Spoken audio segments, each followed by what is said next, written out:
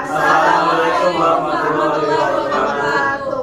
Kami dari kelompok 2 akan mempraktekkan sistem koloid dengan menggunakan agar-agar. Perkenalkan, nama saya Rekwa Sindrandra, nomor absen 33. Perkenalkan, nama saya Habibie Kamrudani, nomor absen 11. Perkenalkan, nama saya Nur Laila, absen 29. Perkenalkan, nama saya Nur Anissa, absen 26. Perkenalkan, nama saya Firna Octavia Slavina, absen 10. Perkenalkan, nama saya Ajia Jufia dari absen 1.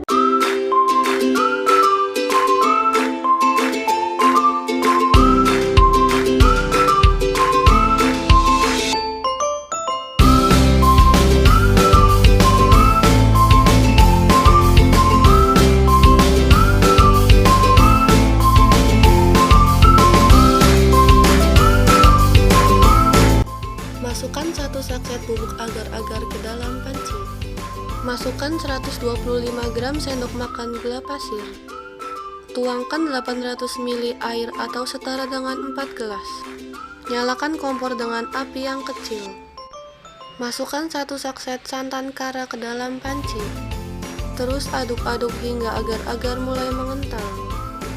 Jika agar-agar sudah mengental, setelah mengental, tuangkan agar-agar ke dalam wadah pencetak. Tunggu agar-agar sampai dingin. Setelah dingin, masukkan agar-agar ke dalam kulkas dan tunggu hingga 4-5 jam. Agar-agar siap dihidangkan. Apa itu koloid? Sistem koloid adalah campuran antara dua zat yang punya perbedaan fase dengan partikel terdispersinya tersebar merata dalam fase pendispersi. Proses pembentukan koloid pada agar-agar. Pembentukan koloid pada agar-agar. Pada pemasakan agar-agar terjadi reaksi hidrolisis. Proses pemanasan dengan suhu yang lebih tinggi dari suhu pembentukan gel akan mengakibatkan polimer karagenan dalam larutan menjadi molekul acak. Bila suhu menurun, maka karagenan akan membentuk struktur double helix, pilihan ganda, dan membentuk polimer, dan apabila penurunan suhu terus dilanjutkan, polimer-polimer ini akan terikat saling silang secara kuat. Dan dengan makin bertambahnya bentuk helix akan terbentuk agregat yang membentuk gel yang kuat. Saat dipanaskan di air, molekul agar-agar dan air bergerak bebas.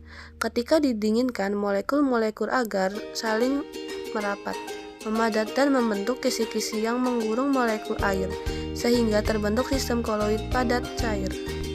Sifat koloid dan jenis koloid pada agar-agar. Di sini saya akan membahas sifat terlebih dahulu. Di sini agar-agar mempunyai sifat koloid lifoil, dalam arti agar-agar yang belum jadi atau dalam fase cair teradsorpsi oleh fase padatnya, sehingga mengakibatkan seolah-olah bentuk agar-agar adalah padat. Sedangkan jenis koloid pada agar-agar itu termasuk koloid jenis gel. Gel merupakan jenis koloid yang terbentuk dari campuran zat padat dan zat cair. Gel terbentuk karena fase terdispersi mampu mengadsorpsi medium pendispersinya. Oke, jadi kesimpulannya, mengapa agar-agar disebut koloid? Agar-agar disebut koloid karena dalam proses pembuatannya terbentuk struktur gel yang tercipta karena ketika dipanaskan di dalam air, molekul agar-agar dan air bergerak bebas.